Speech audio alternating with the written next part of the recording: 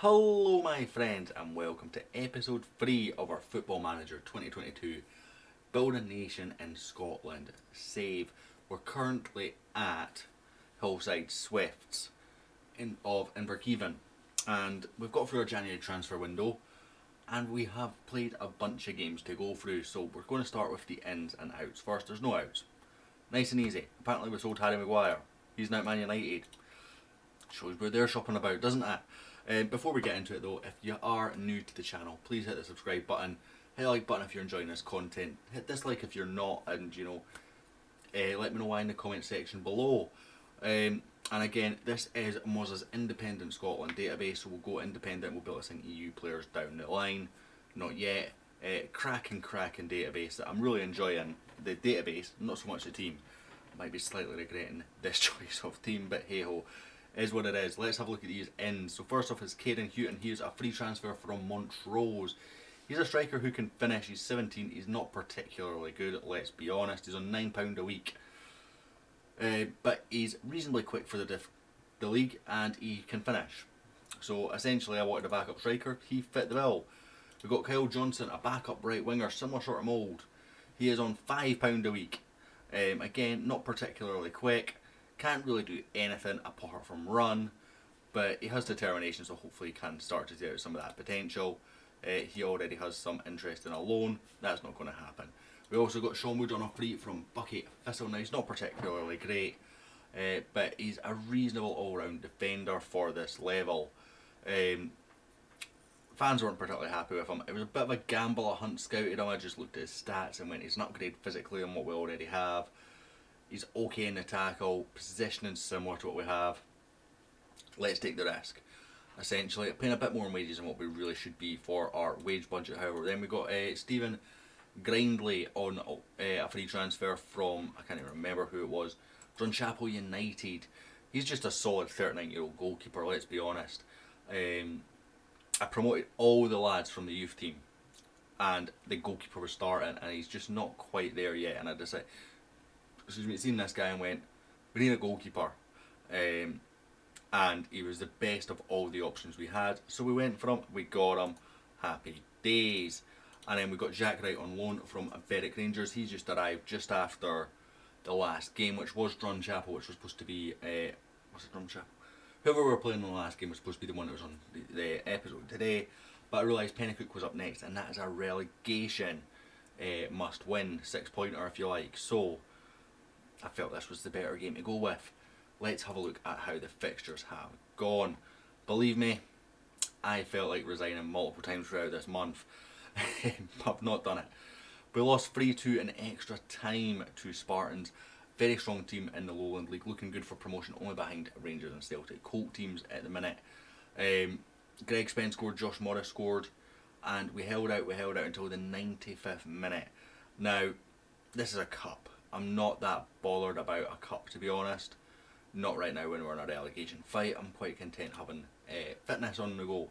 We then played Crossgate. We lost 2-0 sadly. Academy Muirhead, a brace costing us that.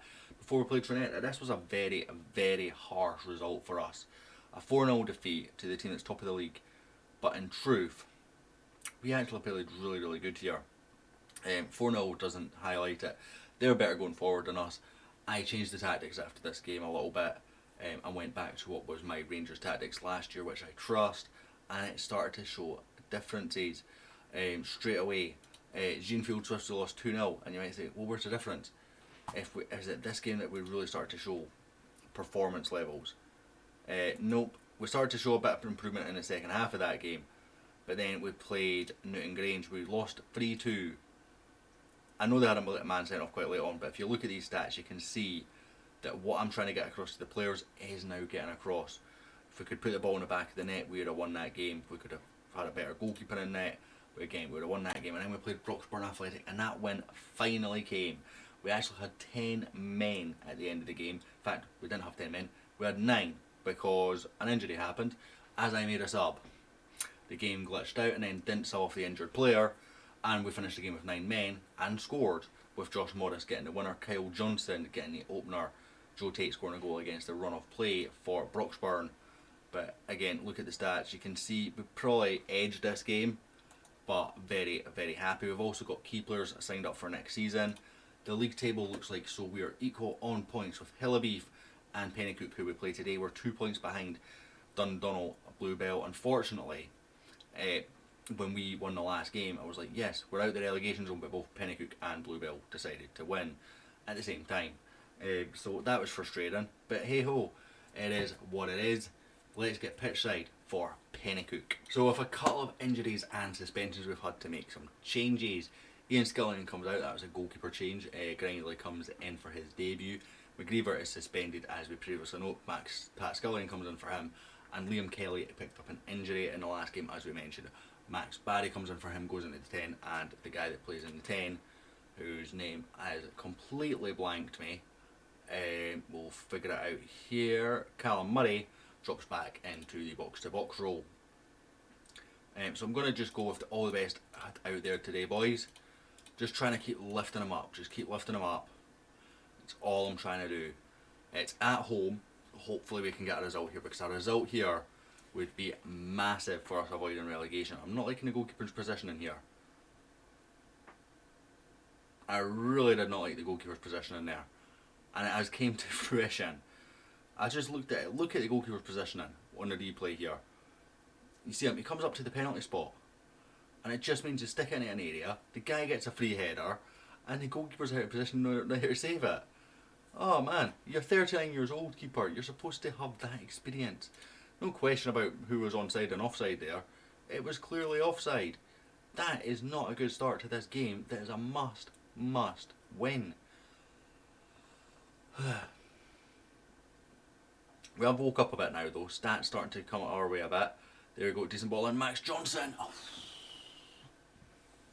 I'm preferring him to the guy that we've got on loan. It's Kyle Johnson actually. Kieran Moore. I feel like since we put Kyle Johnson in, performances have improved a bit, as much as he is a much worse overall player. If performances improve, then you know I'm content with that. Give a bit of break. We've got Spence whipping this one in. Pat Scullion, what a save! Pat Scullion, what a block! Oh, Strang back out. I've had one shot and it's that dodgy free kick. I say dodgy free kick. I don't know what the free kick was for, but it's just that dodgy situation where our goalkeeper was horrific. Look at our XG compared to theirs. We should be 4 goals better off than them on average. Show me something else in the second half. And this has been our problem. We can create the chances, we just can't take them. That's why I signed someone like Kyle Hewitt, who has that bit of legs and that finishing ability, because I don't trust Greg Spence to do that. Apparently we are going above Hill of Beef though, which is good. We are indeed going to bring on Hewitt here, because I think he's got a goal in him. I think he has a goal in him. Grindley out to Wood. Murray. Max Barry. Straight to McCollum, because the striker, I think it's Hewitt now, isn't paying any attention. Sleok plays it back. O'Donnell. Corey Irvin. Bapty. O'Donnell. It's decent. It's Somerville. It's off the post. Pat Scullion gets it away. Living a bit dangerous here, guys. Living a bit dangerous. We are going to bring on Kieran Moore for Kyle Johnson. Grindley saves that one. It's done well. Go on, just get it out. Good lad. Wood. End of highlight. Right, let's go very attacking, because I feel like we need a goal. We do need a goal. A goal is huge. A goal is huge. Let's make some changes. Go more direct. Time wasting never. Stop working the ball into the box.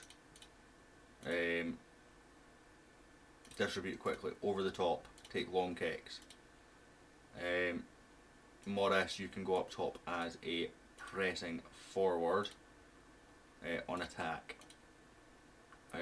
Tony Gallagher, Moore, where can you all play? You kind of scuppered us there, buddy. Right, we'll bring on you for the right back. Get some fresh legs down that flank. We're at 2 XG and we've not scored. And we're going to lose this game because of a goalkeeping error.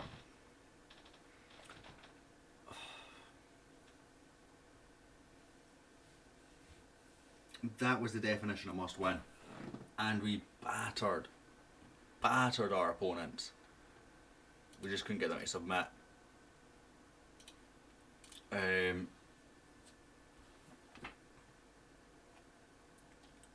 that could be it. Right guys, I will be back down the line. Who will we play when we come back?